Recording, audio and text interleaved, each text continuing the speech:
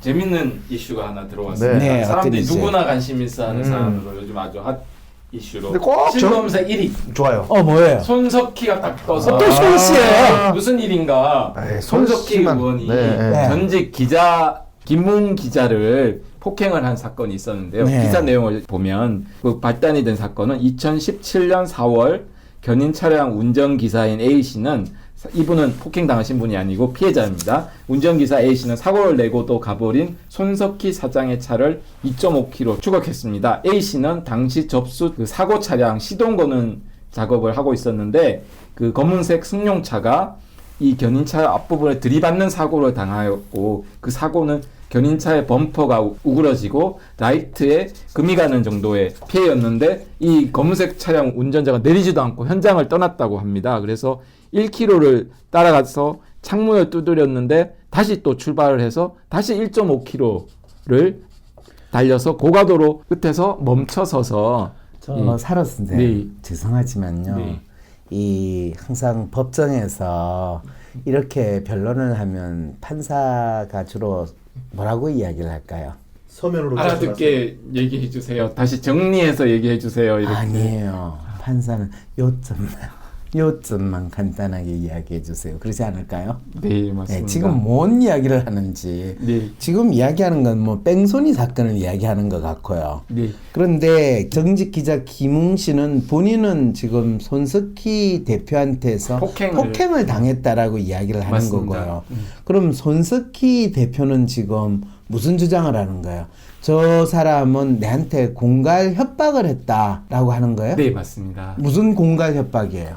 공갈 협박의 내용은 아까 말씀드린 그 교통사고 당할 때 네. 옆자리에 네. 묘령의 여인이 있었다. 네. 그래서 그것을 폭로하겠다라고 기사화하겠다라고 협박을 했다라는 취지였습니다. 네, 자 봐요. 그러면 문제는 그러면 발단이 된 그 교통사고에서 뺑소니 차를 쫓아갔던 견인차 차주던 운전사는 이 사건에 연관이 돼 있어야 안 있어요. 그거를 언론에서는 피해자라고 오늘 하던데 네. 피해자는 지금 이 사건과 관련돼 있어야 안 있어요. 기자의 폭행 사건이 연루가 안 되어 있습니다. 안 돼 있죠. 그러면 피해자라고 이야기하는 거는 사실 아예 없는데 피해자라고 지금 언론에서 얘기를 하는 희한한 일이 벌어지고 있죠. 네, 맞습니다. 피해자가 아닌 걸 피해자라고 하는 거예요. 네. 자, 그럼 이 사건을 지금 이야기합시다. 이 사건의 핵심은 대한민국 국민들이 존경하고 대한민국 최고의 언론이라는 존경을 받는 손석희 JTBC 사장이죠. 네, 그렇습니다. 대표가 지금 누군가를 기자를 네. 취재하는 기자를 폭행한 사건이네요. 네. 이게 한편으로 보면 1. 이게 손석희 대표가 취재 기자를 폭행한 건가? 네. 아니면 2. 손석희 대표는 공갈 협박한 사건이다. 네. 그리고 그 기자는 나를 공갈 협박했기 때문에 내가 폭행을 했다. 네. 이 사건이네요. 맞습니다. 폭행을 했다는 아니고 폭행. 손석희는 툭툭 이렇게 쳤다. 정신 차려라라고 말하면서 툭툭 친 거다라고. 누군가가 나를 공갈 협박을 할 때 우리는 툭툭 치면서 정신 차리라 하는군요. 생각을 해보세요. 사로 선생님이 내한테 공갈 협박을 해요. 네. 그럼 나는 야 말도 안 되는 소리 하지만 툭툭 쳐요. 이게 그냥 사로 선생을 좀 척은한 듯이 네. 보고 안 됐다 얘야. 왜 네가 자기가 좀 힘들구나.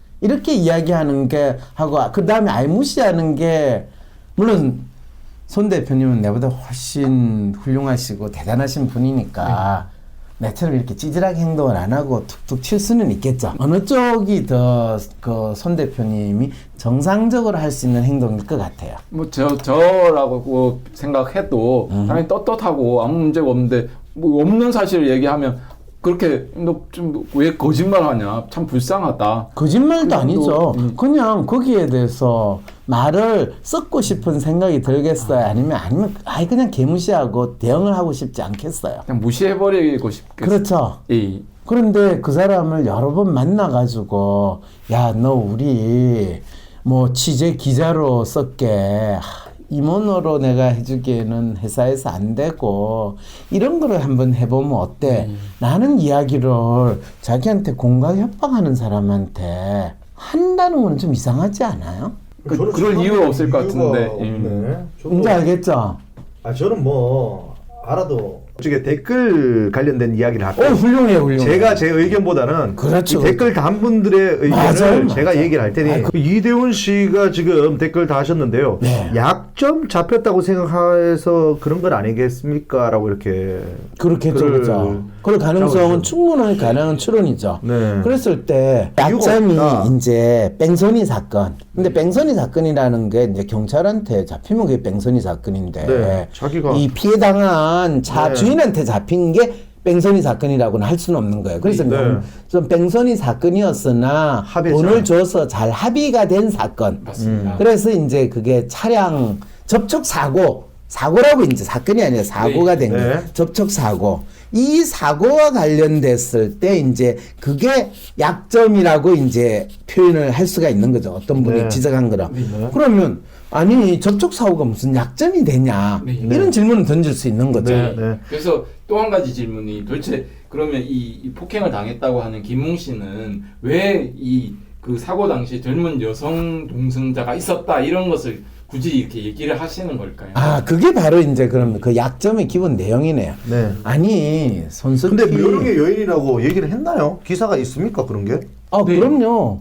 그리고 그 묘령의 여인은 누구누구일 것이다라는 추측성 보도도 있었고 인터넷에서 이름 사람 이름까지 언급이 됐어요. 그러니까 아, 그렇습니까? 손석희 대표는 네. 아니다 이 모친이셨다 나이가 그렇죠. 아주 많으신 저는 모친이셨다. 조금 의문이 드는 게 네.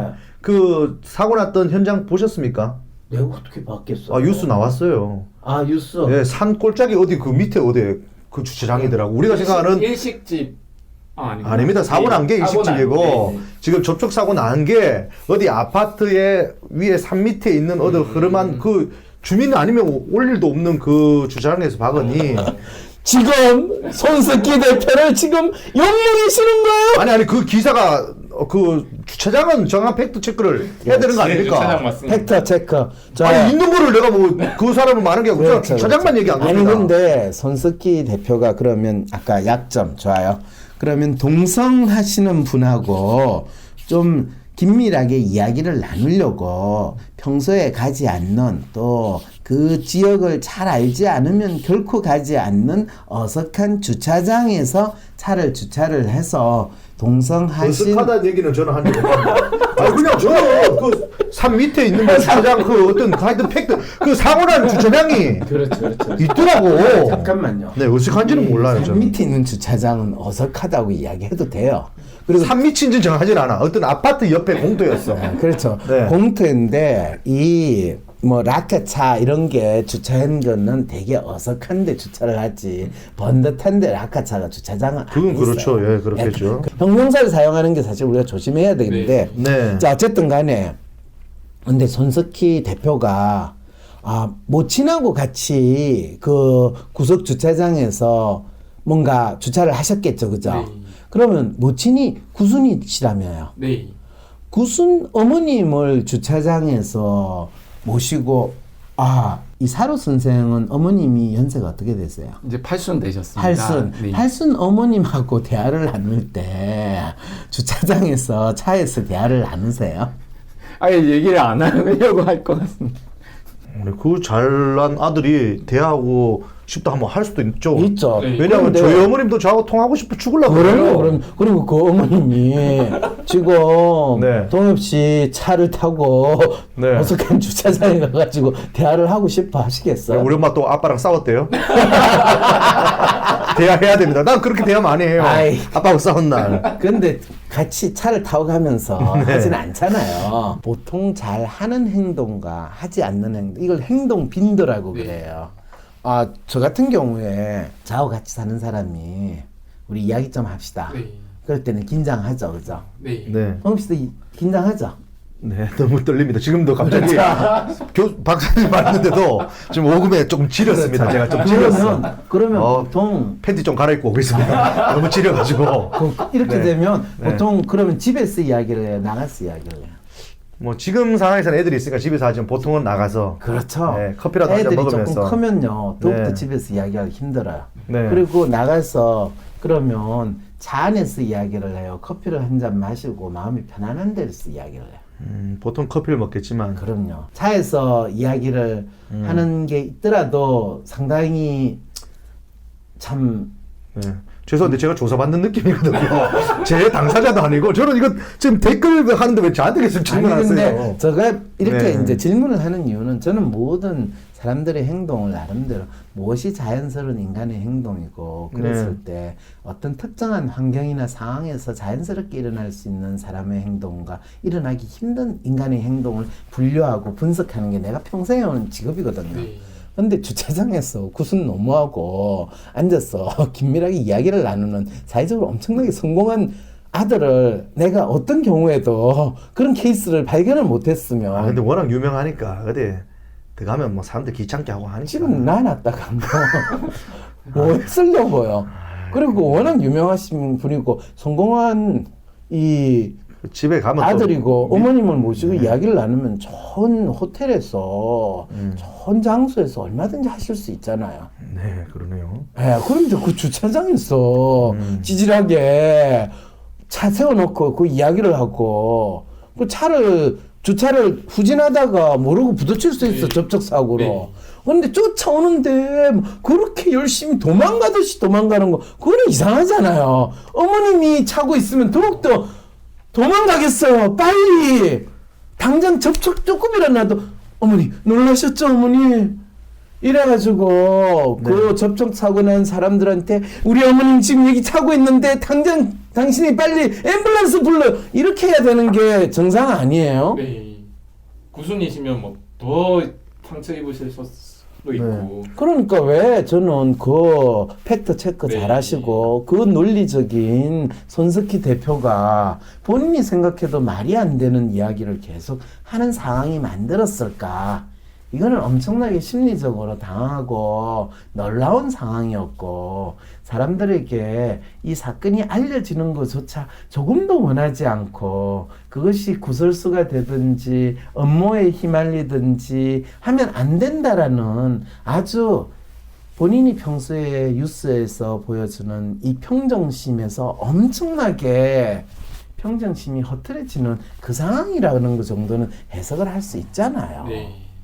그런 의견이 좀 많습니다. 어떻게? 김연주 씨가요. 네, 뭐라고 이야기했어요? 이해할 수 없는 분석 뭐 하자는 것이죠? 뭐 이렇게.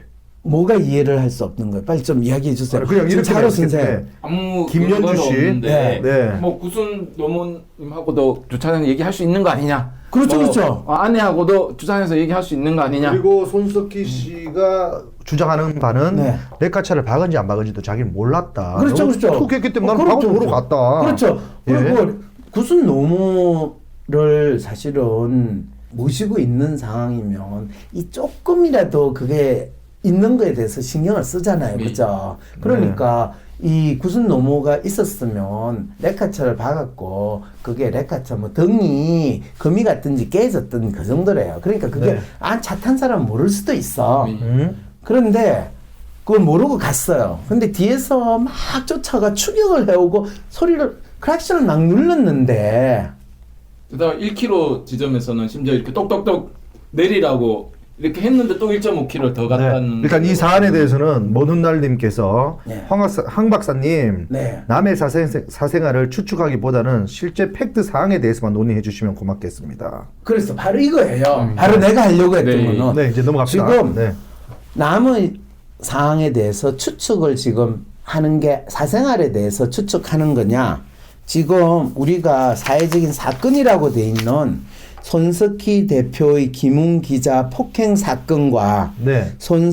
김웅 기자에 의한 손석희 대표에 대한 공갈 협박 사건에 대해서 우리가 지금 그 상황과 정황을 파악하려고 하는 것이냐? 네. 어느 쪽이에요? 사생활에 대한 추측이에요? 그 상황 파악이에요? 그 상황 파악으로 보여지는 것이 지금 이것이 두 개의 쌍방이 가해자 피해자를 다투는 상황이지 않습니까? 그걸 누가 정말 가해자인가를 판단하기 위해서 상황을 분석하고 계신 걸로 보여지거든요. 변호사가 상황 분석이라는데 저는 사생활에 대한 추측이라는 이 공격을 받으면 저는 어떻게 해야 되죠? 그럼 변호사를 변호사 지금 변호사 쪽에서 네, 그러면 저는 죄송한데 저한테 뭐라 하지 마세요. 그러니까 이게 사생활에 대한 추론을 하지 맙시다라는 이야기는 네가 뭘 안다고 까부냐? 샷더 마우스라는 거기 때문에 그런 댓글은 황상민 TV에서 달지 맙시다 우리. 네. 다음번엔 또 잘못돼서 차 사고도 모르시는 분이 이러고 또 그렇죠. 올라올지 모르겠네요. 그렇죠. 택트도 모르면서 팩할못 이렇게 되고. 그러니까 그러지 말고 우리 황상민 TV는 모든 것에 대해서 질문을 던지고 네. 그리고 나름대로 추리를 할 수 있는 공간, 시간, 방송이라고 생각을 하는 거예요. 네. 나는 계속 이야기하잖아요. 손석희 대표를 존경해서 심지어는 그분이 뭐 우리가 막말로 상상을 하듯이 그분이 혹시 차 안에서 데이트를 하는 중이었나 그렇게 하더라도 그게 뭐가 어땠어. 그리고 손석희 대표가 데이트를 한다고 해서 손석희 대표에 대해서 안 좋은 이야기를 하면 그건 진짜 나쁜 놈이라고 저는 생각해요. 용주 바이크님인가요? 네. 이 공방의 핵심이 뭔가요? 이 공방이- 그렇죠. 사장 천액입니까 뭡니까? 아니죠. 이렇게 물어봤다고요. 네. 그럴 때 이 공방의 핵심은 손석희 대표를 폭행한 걸로 지금 했던 김웅 기자. 네. 이 사람이 진짜 이 손석희 대표의 폭행을 당했다라고 주장을 하는데 저는 어떤 생각이 있냐면 그 인간이 폭행을 당했던 거의 진짜 두들겨 맞았던 맞을 만한 짓을 한 게 아닐까. 소위 말해서 폭행을 할 만한 충분한 이유를 원인 제공을 해준 게 아닐까. 이 이야기부터 사실은 해보고 싶은 거예요. 네. 어쨌든 정확하게 상황을 보면 2년 전이든 3년 전이든 손석희 대표가 뭐 접촉 사고가 있었고 그 접촉 사고가 지금까지 유야무야되고 이 사실은 이 비슷한 이야기를 저도 들었거든요. 네. 근데 그거 너무 널 사람 흠집 내려고 하고 찌질하게 만들잖아. 그게 뭐 옆에 누가 있었더 무슨 상관이야. 손석희는 뭐 그러면 인간 아니야. 인간은 뭐든지 항상 숨기고 싶은 것도 있고 아니 그렇게 훌륭하시고 잘나신 분인데 아니 연애를 하면 어때?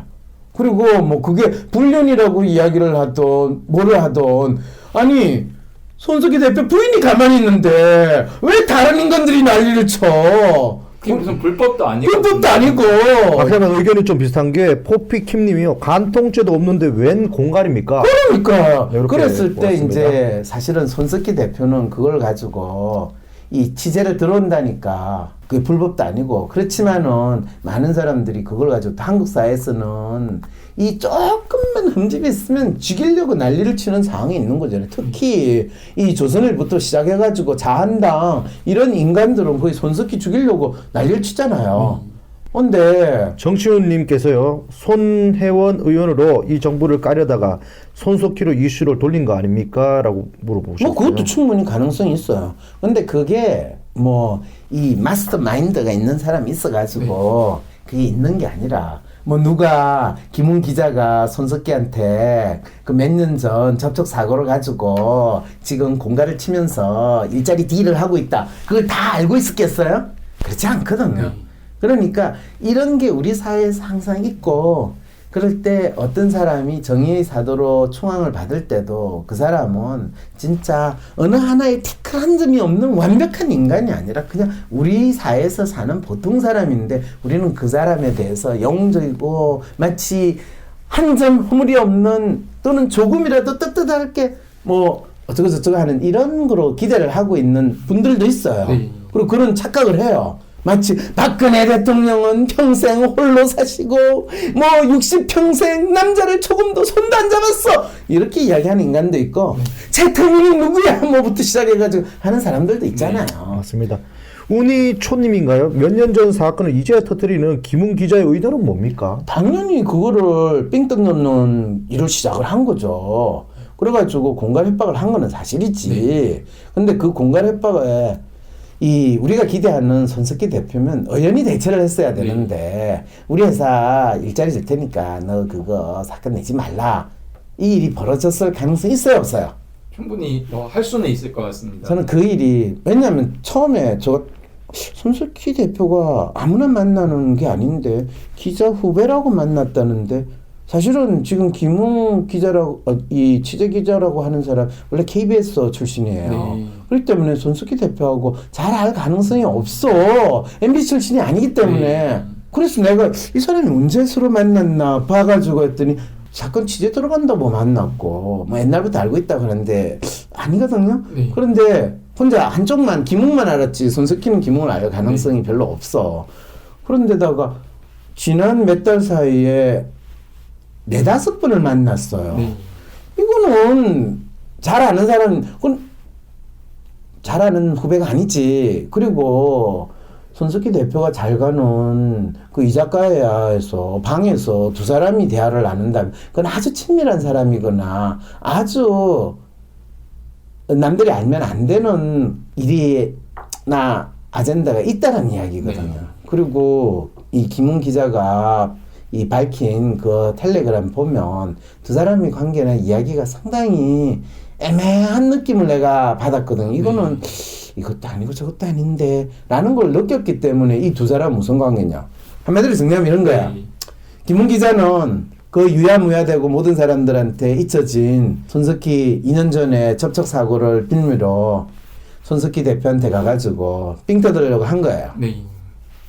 근데 삥 뜯는 거 자체 기사를 하는 거라고 접근을 했지만은 그것보다는 그걸 핑계로 해가지고 본인이 좀 번듯한 일자리를 얻거나 본인이 하는 일에 투자를 받는 게 더 중요한 그 딜을 하러 들어가신 거예요. 네. 왜냐면 이분의 프로파일을 제가 알거든요. 이분 프로파일이 리얼리스트야.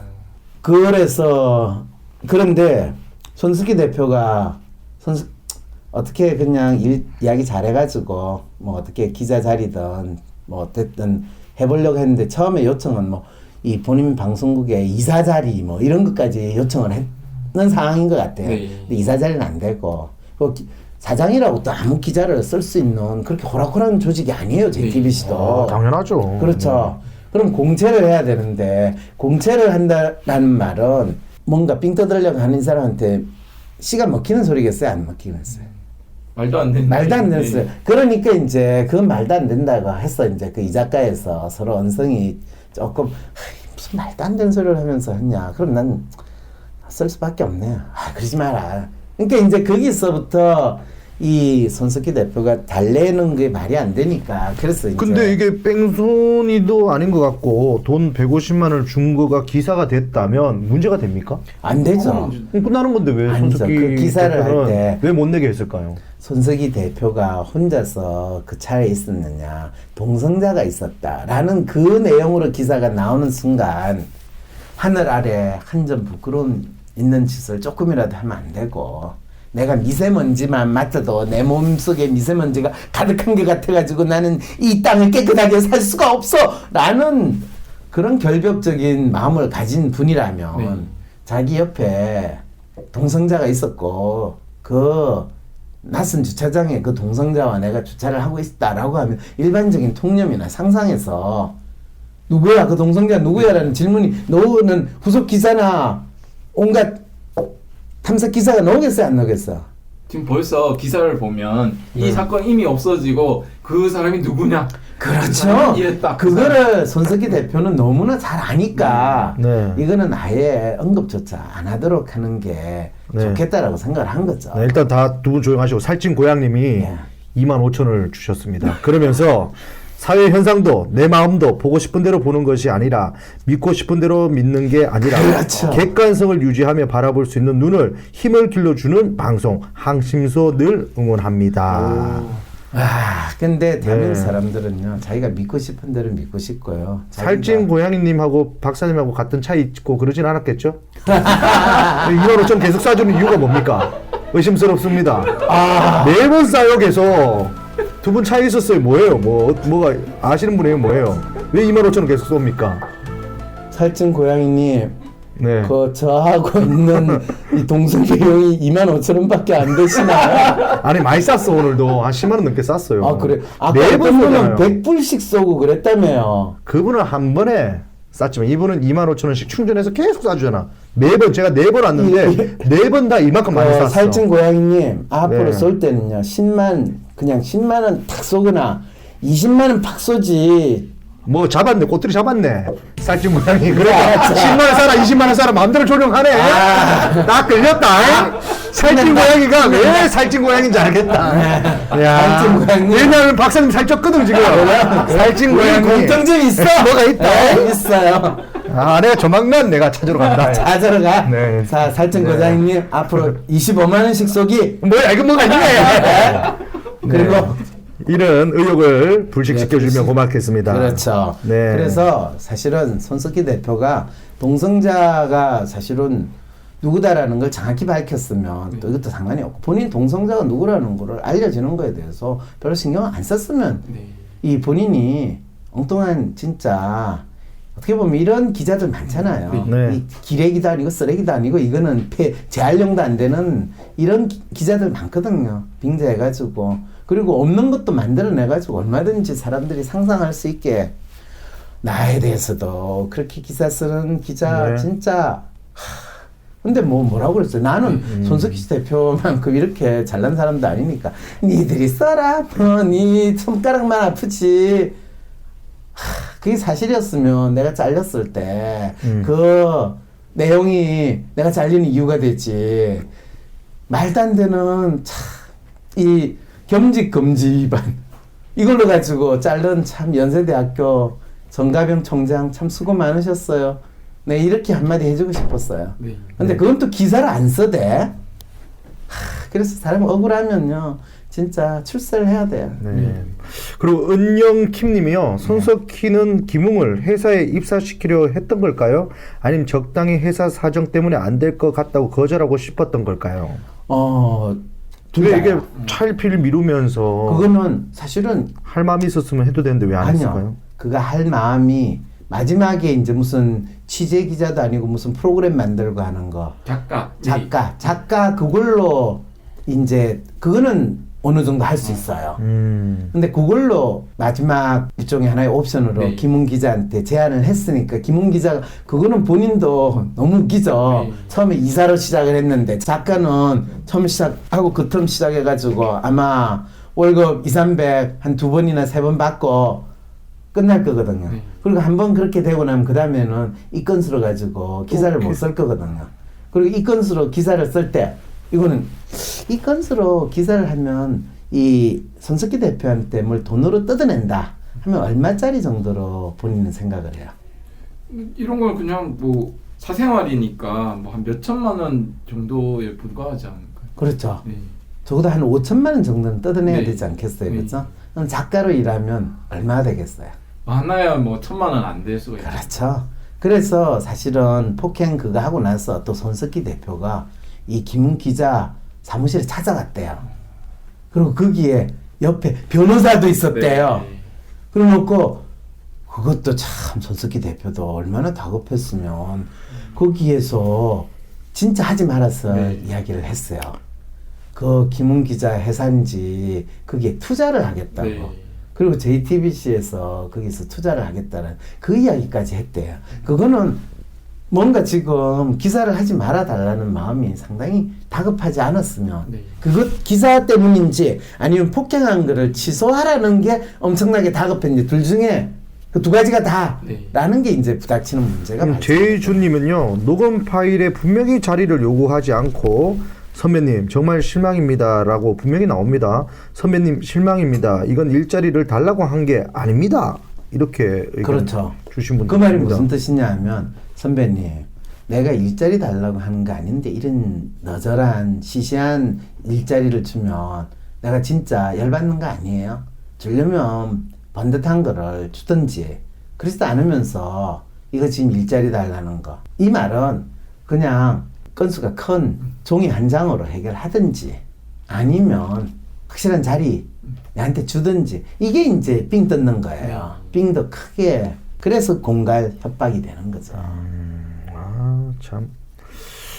많은 분들이 지금 댓글을 엄청 달아주고 있습니다. 그래요? 뭘 달아요? 살찐 고양이님이 500명 넘어서 축하드립니다. 500명 넘었어요? 네, 500명 벌써 넘었어요. 530명. 그러면 우리 이 많은 분들한테 질문을 받아야 돼. 대체 이 사건에 대해서 우리가 뭐가 궁금하고 이 사건을 어떻게 봐야 될 건가? 좀 구체적인 질문을 받도록 하죠. 저는 네. 지금 손석희 대표의 심리 상태, 김웅 기자의 심리 상태, 그 다음에 이 두 사람 사이에는 어떤 일이 벌어졌는가, 그리고 거기에서 이 빌미가 됐던 이 접촉 사고는 대체 성격이 뭔가, 이거에 대해서 지금 심리학자로서 인간의 행동과 심리에 대해서 나름대로 추론을 하면서 이야기를 하는 겁니다. 이거는 추론입니다. 팩트 체크 아닙니다. 정시호님께서요, 왜 폭행을 신고했고 왜 갑자기 조선일보는 이런 걸 폭로했는지에 대해서도 이야기해 주세요. 그렇죠. 왜냐하면 정확하게 바로 이 사건이 나온 다음에 제가 친구하고 대화를 했는데 네. 그 친구가 손석희 대표를 막 욕을 하는 거예요. 그래서 왜? 그랬더니 아니 그 죄도 없는 이 박근혜 대통령을 이 감옥을 보낸 게 손석희잖아. 그래서 이제 그 자식이 이번에 확실하게 이제 잡혔어. 뭔 소리야? 죄도 없는 박근혜로 감옥에 보냈다니. 박근혜의 죄는 차고 넘쳐. 아니 어쨌든 그건 중요한 게 아니고 손석희 이 자식 지 혼자 깨끗하고 고고하고 한 점 흠이 없는 줄 알았더니 30살 차이가 나는, 뭔 소리야? 이런 소리를 하길. 지금 이 나라는 손석희 죽이겠다고 이 김웅 기자라는 그 사람은 결국에는 손석희 뭔가 배터리가 되는 뭐 접촉사고, 그걸로 가지고 손석희가 마치 묘령의 아가씨와 있었는데 그거를 숨기려고 했고, 그래서 그 정체가 뭐냐, 이거를 손석희 씨한테 거의 협박 비슷하게 하니까 손석희 씨는 또 그거를 보도되는 거를 막아보려고, 야 그러지 말고 너 우리 회사 기자가 되든지 뭐 좀 일자리 줄게, 이렇게 서로 딜을 하다가 그 딜이 서로 원하는 대로 제대로 안 돼가지고 깨져가지고 한쪽은 폭행이라고. 근데 깨질 때 참 평정심을 잃지 않으려고 하는 손 대표도 상당히 열받았나 봐요. 네. 그래서 뭐 이게 지금 폭행하신 거예요? 이거는 녹음으로서 이미 보도가 네. 됐어요. 네가 아프면 폭행이고 안 아프면 그 내가 그냥 나한테 그러지 말라고 한 거야. 네. 이거는 뭔가 서로 신체적인 접촉이 있었다는 이야기겠죠. 네. 순용신님인가요? 이 사건으로 가장 마음 아플 사람은 누굽니까? 가장 마음 아픈 사람은 손석희 대표가 정의의 사도고 한 점 부끄러움 없이 거의 예수님과 같은 존재라고 믿었던 사람들이 뭐야? 이렇게 하고 손석희 대표에 대해서 실망했다라고 하시는 분들이 아마 가장 마음 아프시겠죠. 근데 제가 봤을 때 김주호 아나운서인가요? 그 자서전을 보니까요. 네. 손석희 씨는 자기가 정확한 보도를 하기 위해서 어떤 네. 사람과도 같이 만나지 않는다. 그 정도로 자기 자신을 채찍질하면서 이렇게 지금까지 온 거 아닙니까? 그 말은 무슨 뜻이에요?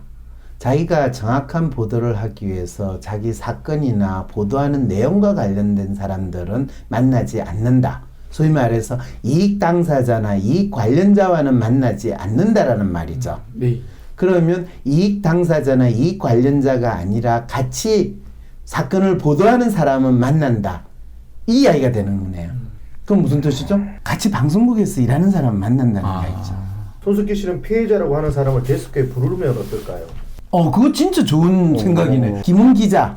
합의가 안 된 그분이- 김웅 기자를 네. 데스크에 불러가지고 9시 뉴스에서 이야기를 나누는 거예요. 네. 오, 그거 진짜 좋은 생각이네요. 어쨌든 시청률은 많이 오르겠네요. 그럼요. JTBC는 할까요, 안 할까요? 손석희 씨는 그걸 받아들일까요, 안 받아들일까요? 그 받아들일 것 같았으면 이 그까지 이야기를 만들지 않았을 것 같긴 한데.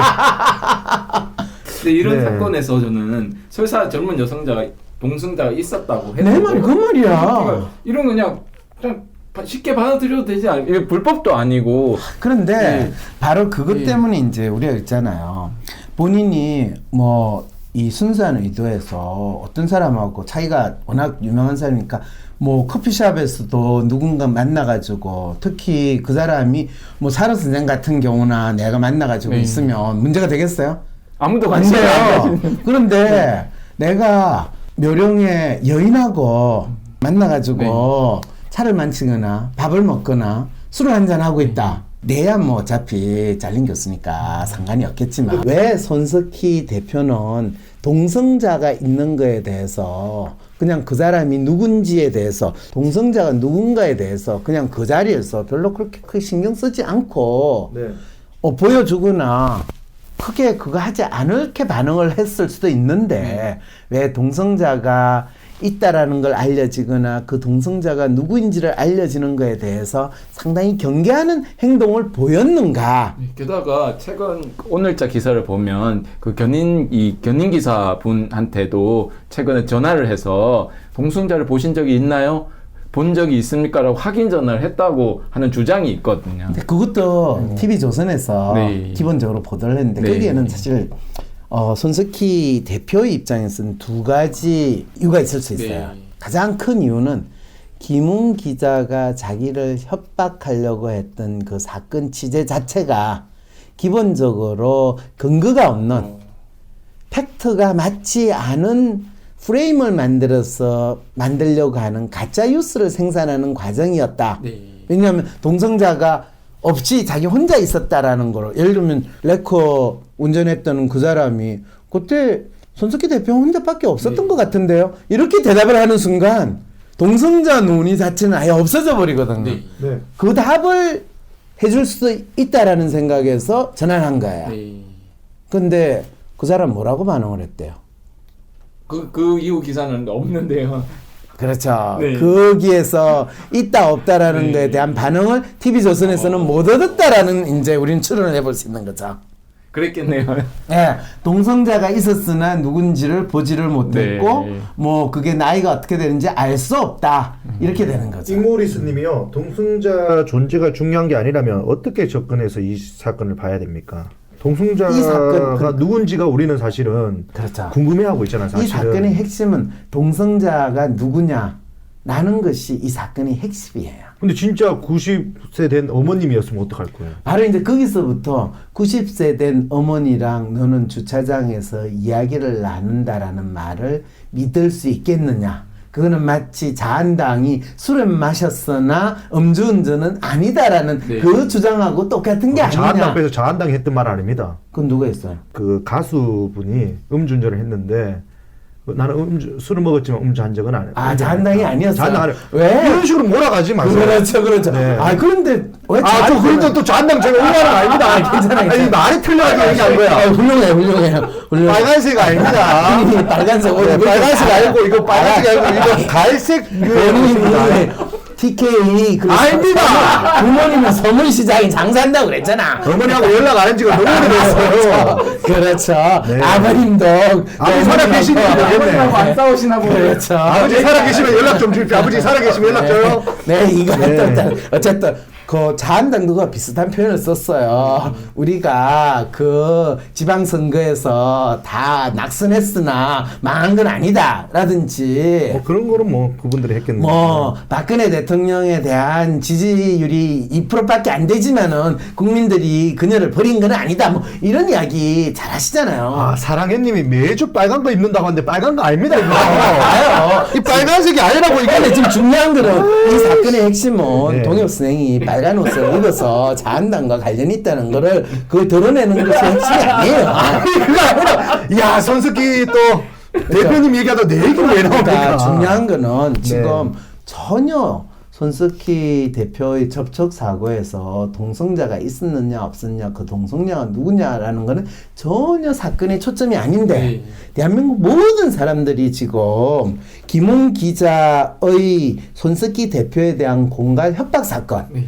또는 손석희 대표의 김웅 기자 폭행 사건을 이 사건 자체를 이해하려다 보니까 접촉 사고라고 이야기하는 그 사고의 동성자가 핵심으로서 부각이 된 사건이라고 이야기를 할 수 있는 거죠. 네. 근데 역으로 다시 원점으로 돌려서 생각해 보면 도대체 이런 그 소위 지식인층 또는 사회 이 고위층이라고 하시는 분들은 보통 사회 왜- 지도층이라고 사회 표현하지. 지도층이라고 이 사회의 하시는 권력자라고 네, 이야기하지. 그런 분들은 왜 이렇게 사실 불법도 아니고 설사 전문 동승자 있었다고 해도 불법도 아니고 근데 왜 그걸 그렇게 약점으로 생각하시게 되는 걸까? 다 부인하고 그러고 그렇죠. 그런 질문을 진작 네. 던져야 되죠.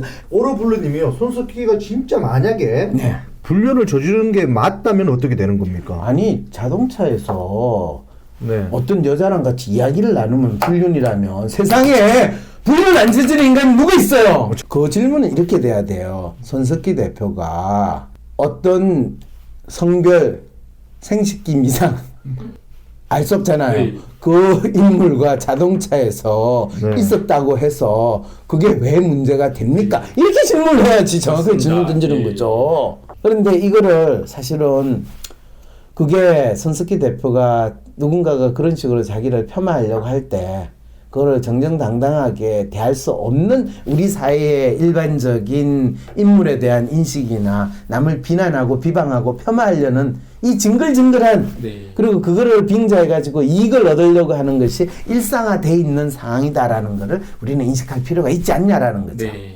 이게 이 사건이 우리에게 주는 아주 놀라운 교훈이라는 거죠. 네. 대선이나 어떤 총선 때 생기면 항상 어떤 정치인이 어떤 문제가 있더라, 여자 문제가 있더라, 그렇죠. 이런 걸 흑색 선전이 많이 돌지 않습니까? 이 사건은 그 손석희 씨가 김문 기자를 폭행한 사건인지 또는 김문 기자는 손석희 대표를 공갈 협박 사건이냐 잘 살펴보면 결과가 나올 거라고. 근데 보여요. 잘 살펴보면 누가 이길까요? 힘 있는 쪽이 이기지 않겠습니까? 그렇습니다. 자, 어쨌든 실시간 검색어에서 점점 사라지고 있거든요. 손석희라는 단어나 그런 연관된 검색어들이 사라지고 있거든요. 그러면 유야무야라고 네. 하는 건요. 그건 손혜원 의원 사건도 조용히 사라지는 거하고 비슷한 상황이네요. 예. 그래서 이 나라에서는 뭐가 뭔지를 알지 못하게 하라. 적과 아군을 구분하지 못하게 하라. 라는 교란 전법이 훌륭한 전법으로 남아있을 수 있게 된다라는 거죠. 네. 이동엽 파이팅이라는 훌륭해요. 네. 잘했어요. 자, 이렇게 근데 해서 이렇게 하나만한 이 소리를 네. 하는 방송을 내가 해야 된다는 거에 대해서는 아니 근데 의미가 좀 있는 게 네. 오늘 저희 사안을 두고 이야기를 나누다 보니까 네. 채팅하신 분이 700명이 넘었습니다. 제 핸드폰에 배터리가 나갔어요. 그러네요. 이제는 그러네. 더 이상 볼 수가 없습니다. 댓글. 자, 그러면 황상민 TV 앞으로 일주일에 한 번씩. 근데 사실은 네. 제가 1000명 동시 접속을 해가 방송을 하는 날이 되면 네. 내가 뭔가 큰 이벤트를 해서 뭔가 감사함을 표해야 되겠다고 오늘 오전에 우리 제작진하고 이야기를 했거든요. 네, 그거 뭐 잠깐 1시간 했는데도 갑자기 1000명 근데 나는 가까이 그게 숫자가 들어왔어요. 1년 안에 될까 생각을 했는데 가능합니다 지금. 가능할 수 있겠네요. 가능합니다. 공약을 하나 걸어주시면 예. 아니 공약 이제 못 걸지. 왜냐하면 이제 될 것 같거든. 못 걸지. 지금 못 걸고 이걸 내가 700명 이상이라고 얘기를 안 했으면 걸었을 건데. 그러게. 야, 우리가 그걸 결국 못 넘어가네. 아쉽네. 인간이 2,000명 정도 갑시다. 2,000명. 2,000명? 2,000명이면 되지 않겠나? 네. 그러면 다음에는 제대로 한번 준비를 해볼게요. 예. 네. 네, 오늘 두 분 수고하셨습니다. 고맙습니다. 안녕히 계세요. 2019년 황심소가 황상민 TV를 개국합니다. 내 삶의 문제를 정확하게 진단하고 조언해 우리 삶의 멘토 역할을 한 황심소가 이제 쏟아지는 기사 속에 진짜 문제를 밝히는 등불로 여러분과 함께하기 위해 황상민 TV로 찾아뵙겠습니다. 전용 스튜디오를 마련할 수 있도록 많은 후원 부탁드립니다. 후원 계좌는 하나은행 231-910-016-51404 황심소입니다.